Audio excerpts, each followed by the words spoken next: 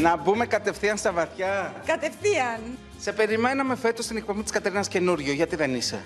Άλλαξαν τα δεδομένα, άλλαξε η εκπομπή της, αλλάξανε όλα, η παραγωγή της. Αποχώρησε ο Θέμης, μετά άλλαξε η κατάσταση, αυτό. Σου έχει θυμώσει κάποιος από την κριτική σου? Και να μου έχει θυμώσει δεν με ενδιαφέρει καθόλου. Δεν κάνεις δημόσιες σχέσεις? Όχι, και δεν έχω και διάσημους φίλους. Είναι κακό να έχει κάποιος διάσημους φίλους? Όχι, αλλά εγώ δεν θα ήθελα. Γιατί? Τους βαριέμαι. Τηλεόραση βλέπεις? Βλέπω αυτό που πρέπει να δω, γιατί πρέπει να γράψω τα κείμενά μου, να σχολιάσω στο egomagazine.gr που έχω το group therapy. Υπάρχουν όμως εκπομπές που δεν αντέχω να δω μία εκπομπή, δεν αντέχω να δω ούτε το τρέιλερ.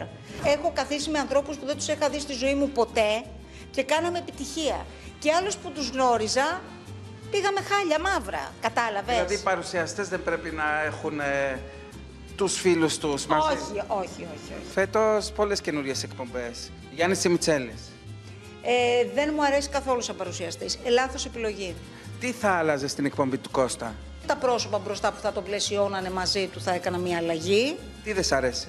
Υπάρχουν πρόσωπα τα οποία τηλεοπτικά δεν μου αρέσουν που είναι μαζί του. Είσαι Αθηναία ή επαρχιώτισσα? Επαρχιώτισσα με τη βούλα. Σε πειράζει ο τίτλος επαρχιώτισσα? Καθόλου. Και χωριάτισσα να με πει, τιμή μου και καμάρι μου. Και χωριό έχω.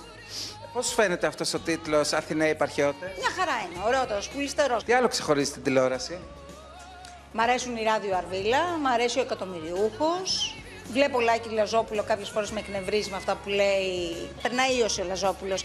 Περνάει λιαγκίτιδα. Θα φύγει, θα πάρει το φάρμακο, θα φύγει φλεγμονή, λίμωξη, ό,τι είναι. Γιατί πάει καλά το Happy Day? Το Happy Day είναι από το 2014 το Μάρτιο. Είναι μια πρωινή μελέτη όταν κάναμε εμείς. Έφυγε η πρωινή μελέτη, λάθος, ο Σταρ τότε. Πότε πήραν αυτή τη συνταγή, πιστεύεις? Βέβαια. Είναι καθαρά συνταγή του Σταμάτη Μαλέλη που έκανε στο Σταρ, την πρωινή μελέτη. Πώς βλέπεις την ΕΡΤ και τις κινήσεις της ΕΡΤ?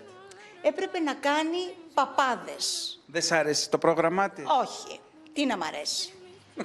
Θέλω να μου σχολιάσεις την συμπεριφορά του κύριου Μπέου πάλι στο άνομα του δέντρου.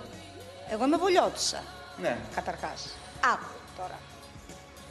Ο Αχιλλέας Μπέος είναι σαν ένα πιάτο πατσά.